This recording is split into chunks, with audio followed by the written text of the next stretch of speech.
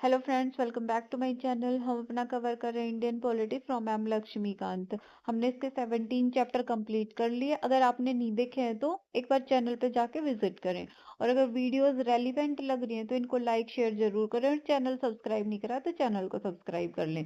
अभी हमने इसका 18th चैप्टर स्टार्ट कर रखा है, दैट इज प्रेसिडेंट। और हमने जो प्रेसिडेंट से रिलेटेड कॉन्स्टिट्यूशनल प्रोविजंस है वो डिटेल में कवर करे हैं। कुछ जैसे इलेक्शन ऑफ प्रेसिडेंट किस तरीके से होता है, क्वालिफिकेशन, ओथ एंड कंडीशंस क्या होती हैं प्रेसिडेंट ऑफिस की, प्रेसिडेंट ऑफिस के टर्म कितने, मतलब टर्म से रिलेटेड क्या क्या प्रोविजंस है, वैकेंसी कब होती है, या फिर इम्पीचमेंट प्रोसेस। इम्पीचमेंट मतलब प्रेसिडेंट को रिमूव करने की प्रोसेस। ये सब हम डिटेल में कवर कर चुके हैं अपने लास्ट की वीडियोस में। अभी टॉपिक स्टार्ट कर रखा हमने power and functions of the president. अपने को पता है कई अलग अलग टाइप की पावर्स प्रेसिडेंट में वेस्टेड हैं, जैसे कि कुछ एग्जीक्यूटिव पावर है, legislative power, financial power, judicial power, diplomatic power, military power and emergency powers. ये सब टाइप ऑफ पावर्स प्रेसिडेंट के पास हैं। तो इनमें से हमने जो मेन मेन है, जैसे एग्जीक्यूटिव पावर्स, अलग अलग कौन कौन से एग्जीक्यूटिव पावर्स थी ये सब हम कवर कर चुके। लेजिस्लेटिव पावर्स ऑफ प्रेसिडेंट ये भी हम कवर कर चुके। आज की वीडियो में हम अपना कवर करेंगे financial power of the president क्या क्या होती है। फर्स्ट फाइनेंशियल पावर है कि जब भी रिकमेंडेशन ऑफ मनी बिल से रिलेटेड, कि जब भी मनी बिल को लोकसभा में इंट्रोड्यूस करा जाएगा तो उसके इंट्रोडक्शन से पहले प्रेसिडेंट की रिकमेंडेशन चाहिए होती है। ये नेसेसरी होता है, ये कंपल्सरी होता है। अब मनी बिल क्या होता है, और वो मैं लोकसभा में ही इंट्रोड्यूस करने की बात क्यों कर रही हूँ, ये सब प्रोविजंस हम अपना पार्लियामेंट वाला चैप्टर करेंगे ना, उसमें डिटेल में करेंगे कि ये प्रोविजंस क्या क्या है और क्यों कर रखे हैं। तो अभी यही है कि जब भी मनी बिल, अलग अलग डेफिनेशन दे रखी है कि ये चीजें मनी बिल के अंदर काउंट होंगी। तो जब भी मनी बिल इंट्रोड्यूस होगा पार्लियामेंट में तो वो होगा प्रेसिडेंट की रिकमेंडेशन पे। एक ये लॉजिक, मतलब एक रीजनिंग क्या है इसके पीछे। प्रेसिडेंट एक्ट करता है on the aid and advice of council of minister headed by prime minister. ठीक है, अब ये क्या हो गया पूरा का पूरा, मतलब एग्जीक्यूटिव ब्रांच। तो एग्जीक्यूटिव ब्रांच का थोड़ा सा कंट्रोल रहे फाइनेंस के ऊपर, कि कोई भी मेंबर ऑफ पार्लियामेंट कोई आर्बिट्रेरी बिल ना ले आए कुछ एक्सपेंडिचर या टैक्स वगैरह से रिलेटेड। तो इसलिए ये प्रोविजन करा गया कि फर्स्ट में रिकमेंडेशन चाहिए होती है प्रेसिडेंट की। Second power, financial power president की है कि related to annual financial statement, यानी कि यूनियन बजट होता है। तो जब भी यूनियन बजट होता है वो किसके बिहाफ पे रखा जाता है, वो रखा जाता है प्रेसिडेंट के बिहाफ पे। देखो, ये आर्टिकल 112 के अंदर प्रोविजन कर रखा है कि प्रेसिडेंट की ये कॉन्स्टिट्यूशनल ड्यूटी है कि हर साल यूनियन बजट को प्रेजेंट करना चाहिए, हर एक फाइनेंशियल ईयर में। और कहाँ पे, both the houses of parliament में। तो जो भी ये बजट पेश होगा वो मान लो डायरेक्टली फिजिकली प्रेसिडेंट तो उसको पेश नहीं करेंगे लोकसभा या फिर राज्यसभा में, मतलब पार्लियामेंट में, बट फाइनेंस मिनिस्टर को वो ऑथोराइज करते हैं कि प्रेसिडेंट के बिहाफ पे फाइनेंस मिनिस्टर यूनियन बजट को पार्लियामेंट के अंदर इंट्रोड्यूस करता है, पेश करता है। तो ये प्रोविजन है। तो ये पावर होगी उसकी प्रेसिडेंट की, कि जब भी फाइनेंस यूनियन बजट पेश होगा तो वो प्रेसिडेंट के बिहाफ पे ही होगा। नेक्स्ट है डिमांड फॉर ग्रांट को लेके, मतलब जो भी एक्सपेंडिचर वगैरह चाहिए होते हैं गवर्नमेंट को, एग्जीक्यूटिव ब्रांच को, तो उसके लिए पैसे कहाँ से आएंगे, वो आएंगे कंसोलिडेटेड फंड ऑफ इंडिया से।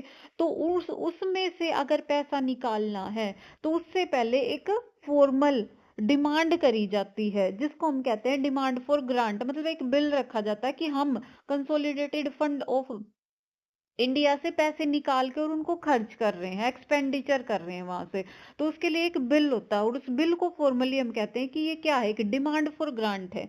तो कोई भी डिमांड फॉर ग्रांट रखी जाएगी तो वो प्रेसिडेंट की रिकमेंडेशन के बिना नहीं रखी जा सकती। कि कोई भी डिमांड फॉर ग्रांट रखी जाएगी तो प्रेसिडेंट जब रिकमेंडेशन दे तभी रखी जा सकती है। नेक्स्ट है कंटिजेंसी फंड ऑफ इंडिया से रिलेटेड, कि अगर इसमें से एडवांस मनी कुछ निकालनी है तो वो भी किससे निकलेगी, वो भी प्रेसिडेंट की एडवाइस पे ही निकल सकती है। और नेक्स्ट फाइनेंशियल पावर क्या है प्रेसिडेंट की, ये सबसे मेन पावर है कि हर एक 5 ईयर के इंटरवल पे प्रेसिडेंट एक फाइनेंस कमीशन का एस्टेब्लिशमेंट करेंगे। अब फाइनेंस कमीशन किस लिए होता है, वो सारे प्रोविजंस के लिए एक सेपरेट चैप्टर होगा अपने लक्ष्मीकांत में, पर किस लिए कि जो भी अपनी मान लो टैक्स मनी है, पब्लिक मनी है, अब उसको क्या करना है, डिस्ट्रीब्यूट करना है सेंटर के बीच में और अलग अलग स्टेट्स के बीच में। तो वो किस तरीके से डिस्ट्रीब्यूशन होगा, क्या किन प्रिंसिपल्स को फॉलो करा जाएगा डिस्ट्रीब्यूशन करते टाइम, तो उस लिए होता है फाइनेंस कमीशन। फाइनेंस कमीशन इन सब चीजों की रिकमेंडेशन देता है कि कैसे जो ये पब्लिक मनी है इसको डिस्ट्रीब्यूट करा जाए सेंटर और स्टेट के बीच में। तो ये मेन मेन पावर्स हैं अपनी फाइनेंशियल पावर ऑफ प्रेसिडेंट। अगर इनमें कोई डाउट रहता है तो कमेंट सेक्शन में डाल दें। अपना नेक्स्ट देखते हैं कि judicial powers related to president कौन कौन सी हैं। कई तरीके की जुडिशियल पावर्स को प्रेसिडेंट को दिया गया है। उनका उनमें से कुछ पावर्स देने का रीजन ये है कि मान लो जुडिशरी से अगर उसके डिसीजंस में कोई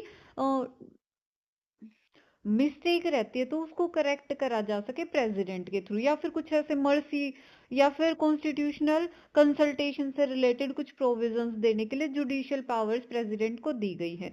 तो वन बाय वन देखते हैं कि कौन कौन सी पावर्स प्रेसिडेंट को दी गई है जुडिशियल पावर।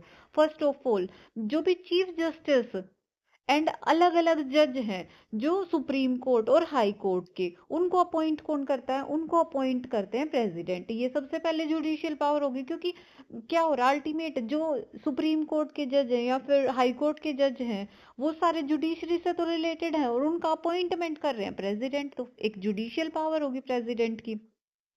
नेक्स्ट है, अगर कोई क्वेश्चन ऑफ लॉ या फिर फैक्ट है उसके ऊपर प्रेसिडेंट को कुछ एडवाइस चाहिए सुप्रीम कोर्ट की कि इस काम को, इस इशू को किस तरीके से टैकल करा जाए, तो वो एडवाइस ले सकते हैं प्रेसिडेंट सुप्रीम कोर्ट से।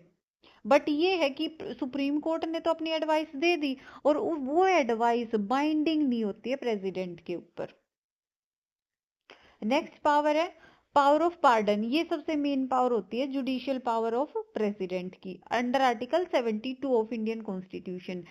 उसी की हम बात कर रहे थे कि अगर जुडिशरी के डिसीजंस में कुछ मिस्टेक लग रही है या फिर मर्सी पिटिशन टाइप से कुछ देखना है, इंक्लूड करना है, तो फिर यहाँ पे ये इंपॉर्टेंट हो जाता है pardoning power of president under article 72। तो ये कई तरीके की पावर्स हैं, जैसे पार्डन करना, रिप्राइव, रिस्पाइट, रेमिशन या फिर सस्पेंड, रिमिट और कम्यूट करना सेंटेंस को।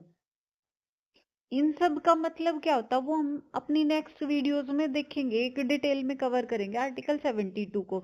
बट यहाँ पे मेन यही कि प्रेसिडेंट के पास पावर होती है अंडर आर्टिकल 72 के अंदर कि पार्डन, कुछ माफी दे सकता है कुछ तरीके के केसेस में। अब वो केसेस कैसे हो सकते हैं, चाहे वो केसेस कोर्ट मार्शल के हों, चाहे वो यूनियन लॉज के से रिलेटेड कोई भी ऑफेंस कर रखा हो तो उसके अगेंस्ट पनिशमेंट को अगर माफ करना या फिर उसको कम करना या फिर उसका नेचर चेंज करना है, ये सब इन्हीं पावर्स के अंदर आ जाता। तो वो सब पावर भी प्रेसिडेंट के पास है। या फिर इतना है कि अगर डेथ सेंटेंस है ना तो उसको भी माफ करने की पावर प्रेसिडेंट के पास होती है अंडर आर्टिकल 72। तो यहाँ पे मैंने थोड़ा सा डायग्राम फॉर्म में दिखा रखा है कि पार्डन, पार्डन करना मतलब किसी तरीके की कोई भी पनिशमेंट हो, कोई भी सेंटेंस हो, उसको बिल्कुल। तो हमने प्रेसिडेंट से रिलेटेड जो भी फाइनेंशियल पावर्स हैं या फिर जुडिशियल पावर्स हैं वो सब कवर कर ली। अगर इसके बाद भी कोई डाउट रहता है तो कमेंट सेक्शन में डाल दें। और वीडियोस रेलिवेंट लग रही हैं तो इनको लाइक शेयर जरूर करें, और चैनल सब्सक्राइब नहीं करा है तो चैनल सब्सक्राइब कर लें। नेक्स्ट की वीडियो में हम अपना कवर करेंगे कि डिप्लोमेटिक पावर्स ऑफ प्रेसिडेंट क्या होती हैं, military powers of the president and emergency powers of the president क्या क्या होती हैं।